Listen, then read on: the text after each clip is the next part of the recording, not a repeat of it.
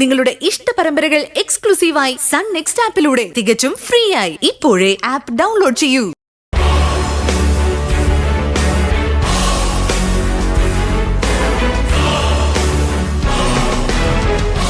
ഇക്കാര്യത്തിൽ എനിക്ക് വിശ്വസിക്കാൻ നീ മാത്രമേ ഉള്ളൂ.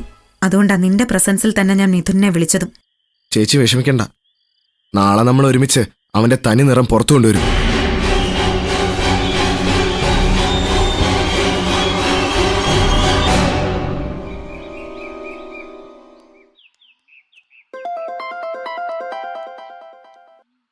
അമ്മ പറ. മോളെ, ഗൗതം ബാംഗ്ലൂരിലേക്ക് പോകാൻ ഒരുങ്ങുക. എനിക്കറിയാം, സാറിനെ രാവിലെ വിളിച്ചിരുന്നു. എന്നാ നിനക്കറിയാത്ത ഒരു കാര്യം ഞാൻ പറയാം. ശിവാനി ബാംഗ്ലൂരിലേക്ക് പോകാനേ ഒരുങ്ങിക്കൊണ്ടിരിക്കുക. അതും എനിക്കറിയാം. എന്നിട്ടാണോ ഗൗതം നിന്നെ വിളിച്ചിട്ട് നീ അവന്റെ കൂടെ പോകാൻ തയ്യാറാവാതിരുന്നത്? നീ എന്താ മറുപടി പറയാത്തത്? സാറിന്റെ കൂടെ പോയില്ലെന്ന് ഞാൻ പറഞ്ഞില്ലമ്മേ.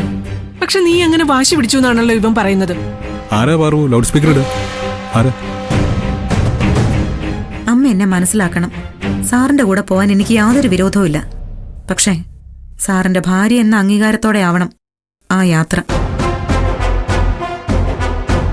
അല്ലാതെ ഒളിച്ചും പാത്തും ഇങ്ങനൊരു യാത്ര നടത്താൻ താല്പര്യമില്ലെന്നാണ് ഞാൻ പറഞ്ഞത്. എന്റെ ആവശ്യം ന്യായമല്ലെന്ന് നമുക്ക് തോന്നുന്നുണ്ടോ? ഞങ്ങളൊക്കെ നിന്നെ അംഗീകരിച്ചു കഴിഞ്ഞതല്ലേ മോളെ?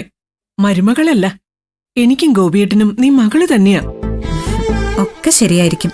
പക്ഷേ വസുന്ധരാന്റെ ഡിവോഴ്സ് പെറ്റീഷനിൽ ഒപ്പിടിപ്പിക്കാൻ നടക്കുന്നത് ഞാൻ കണ്ടില്ലെന്ന് നടിക്കണോ? എന്നെ സംബന്ധിച്ചിടത്തോളം എന്റെ പരിശുദ്ധി തെളിയിക്കുകയാണിപ്പോ പ്രധാനം. അത് കഴിഞ്ഞാൽ ഞാൻ മറ്റെന്തോ ആലോചിക്കുന്നുള്ളൂ. മിഥുന്റെ കേസിൽ നീ തെറ്റുകാരിയല്ലെന്ന് തെളിഞ്ഞ് വസു നിന്നെ അംഗീകരിക്കുന്നാണോ നീ കരുതിയിരിക്കുന്നത്? ഒരിക്കലും ഞാൻ അങ്ങനെയൊന്നും കരുതിയിട്ടില്ല. എന്നെ പുകച്ച് പുറത്തു ചാടിക്കാൻ വസുന്ധരാന്റെ വീണ്ടും പല തന്ത്രങ്ങളും പയറ്റും.